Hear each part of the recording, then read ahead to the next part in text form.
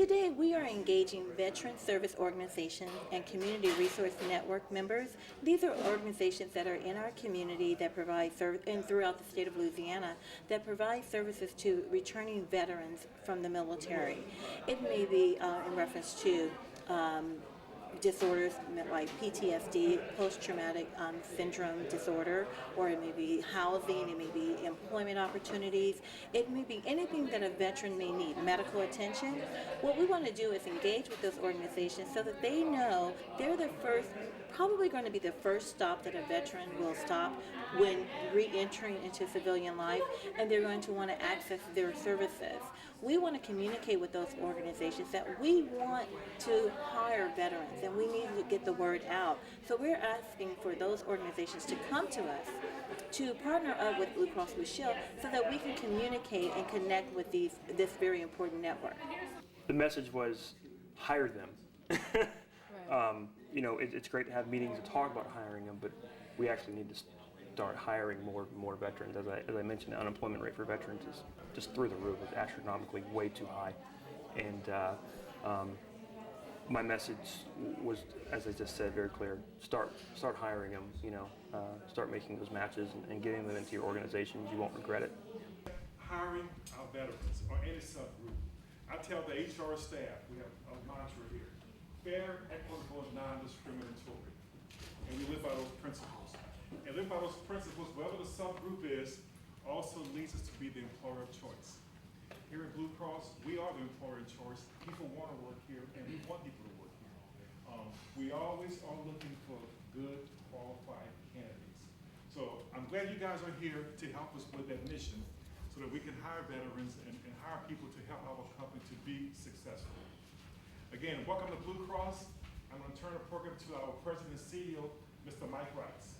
Mike? I can't think of a more appropriate way for this country to give back to those individuals who have sacrificed and served our country and to welcome them back with open arms and find ways to get them back into the communities that they serve, the communities that they protect. I mean, when our organization came to me and said, Michael, what can we do? I said, what can we do? You tell me, and we'll do it. We put together organizations, and we put together with Kelly's help a little operation here, Mission Louisiana Care, where we provide support group for some of our employees who have loved ones who have served, who need a little help. Maybe they'll need just a little chat. Maybe they need some support. Maybe they need to grieve and need a group to help get through some of the challenges associated with loved ones who are serving and wearing the uniform. So anything that we can do, we certainly want to support. We had joined a national organization, Hire the Disabled Vet. We even have a local organization here in Mission, Louisiana, Hire a Vet. So we're looking for every outreach opportunity there is. We'll do whatever it takes in order to take and recognize the individuals who have given, who have sacrificed a lot in order to protect this company and in order to protect this country, and see what we can do to re-engage those individuals back into the workforce. So I am totally supportive of it. Blue Cross is totally supportive of it. We are most appreciative of this meeting today, those of you who are involved in the outreach and want to do anything that we can to help continue the momentum on this program. Thank you so much. I appreciate you being here. And I certainly don't want to be the individual that stands between you and lunch. Ladies and gentlemen, without further ado, I introduce your Ranger Andrew Goodrich and his K9 Ranger Cherry. I'm not sure I have the ability to stand before you today and douse you with old war stories or regale you with a speech that tests the limits of our collective vocabulary. I apologize in advance for any expectations of the former and latter. Very few times do I stand before an audience of any size and express any type of nostalgia. However, in regards to the subject at hand, and the whole reason I am before you now, I may break away from my traditional lecture and speak to a side of my life that is both personal and difficult. Again, if your expectation for a Hollywood heroic style of story, you may be disappointed. I'm a 25-year-old retired United States Marine. I served for over 6 years. I am a veteran of the global war on terrorism and Operation Iraqi Freedom. I have since shed that beloved uniform and have embarked on a career path with the U.S. National Park Service. I currently work in the Office of Law Enforcement, Security Intelligence, and Emergency Services. I also serve as a Wood Warrior Liaison for the Director of National Park Service and the current Program Manager for Operation Guardian.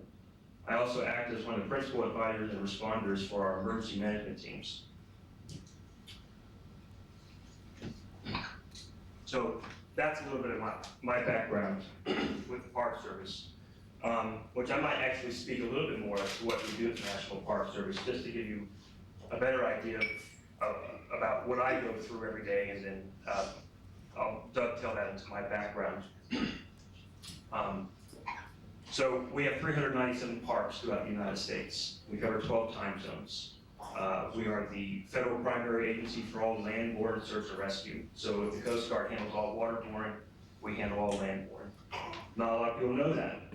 National Park Service, we are definitely a 911 force in readiness. So it makes very long days when you only have 2 emergency managers in the Park Service and they both sit in Washington, my boss and myself. So my BlackBerry has melted down a few times over the course of my work. We're also the largest federal EMS program in the U.S. government. We have the oldest dive program, even older than the Navy's. So when a veteran of the USS Arizona, which was destroyed in Pearl Harbor and sunk in the harbor, when a veteran of that ship passes and wants to be buried with his shipmate, it's the Park Service that brings his remains down. So, I'm gonna put this down. Our responsibility is pretty extensive. We're charged with the protection and guarding of America's most treasured and beloved assets.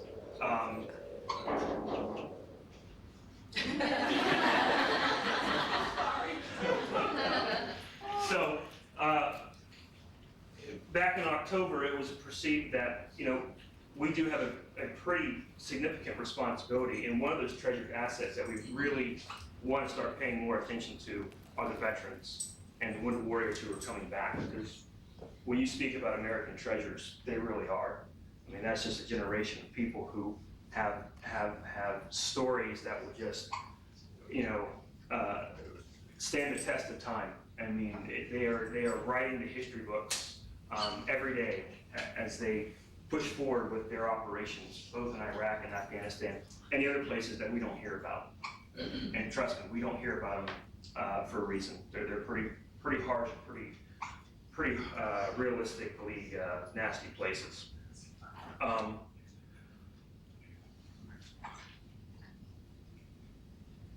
joined the Marine Corps shortly after Katrina came through. Those who were here for Katrina understand how interesting of a time that was. I lived in Biloxi, Mississippi, so if you're familiar with Biloxi, it was completely destroyed, along with everything that I had. And I worked at one of the casinos there. I was a valet attendant at the Beau Rivage. So,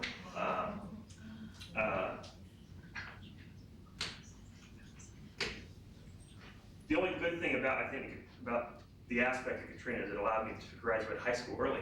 I didn't have to wait, right? So I joined the Marine Corps and shot out to Parris Island. Found myself in Iraq not too long after that. And I won't get into the specifics of how I was injured, and I'm going to explain to you why I don't get into those specifics. And it's important that you know why I don't, so I will share that with you here momentarily. As Jacob had said, I suffered with a traumatic brain injury, a TBI, and spinal cord issues. It was 13 May 2008, I was injured. I was paralyzed from the neck down, and I was reading and writing at a 3rd grade level after some of the injuries have subsided and I was able to be coherent when I came up out of my coma. So the road to recovery was very long and has been very long. It still is kind of long. I'm still kind of on that path of getting back to where I used to be. I think one of the harder aspects of that is realizing that I'll never get back to where I used to be.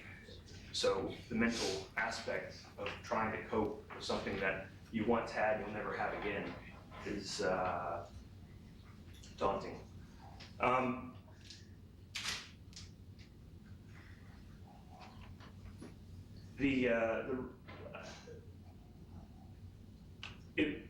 An injury like that really makes someone step back and realize what really matters in life. It's not PlayStation, Xbox, and it's not TV shows and magazine articles, other aspects of life that we all enjoy and some of us may take for granted. It's having your memory completely erased, not remembering your birthday, not remembering your mother's name, not remembering where you came from, where you are, where you're going, who you are, just having that completely erased and then standing idle and trying to figure out what's going on is probably one of the most frightening aspects I've ever had to deal with in my life.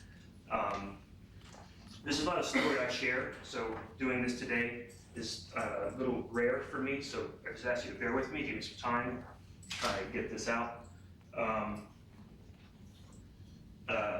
Make sure I can hold that. Take it. Take it.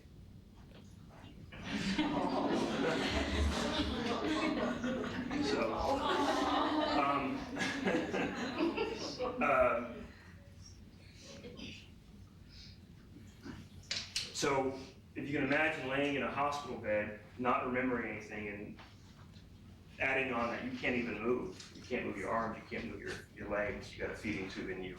You can't even feed yourself. Again, it is just probably one of the darkest, scariest times I've ever had.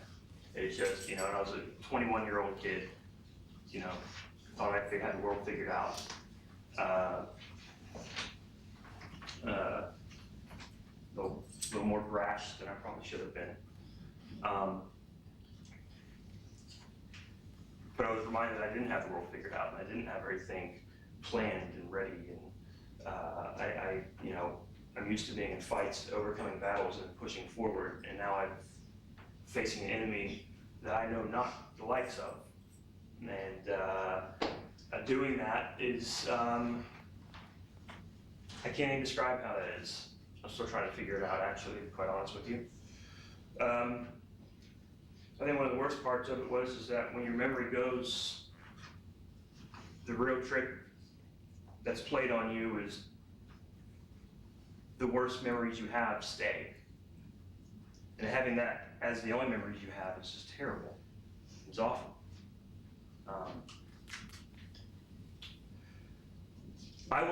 They weren't sure if I was going to make it, so they subsequently flew my family up to say their final goodbyes. And that was an ordeal. So,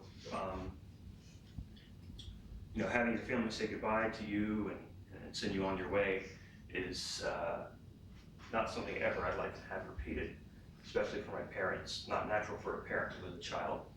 It's not natural for a parent to say goodbye to a child. And it's certainly not natural for a child to say goodbye to his parents the other way. Just very unnatural. And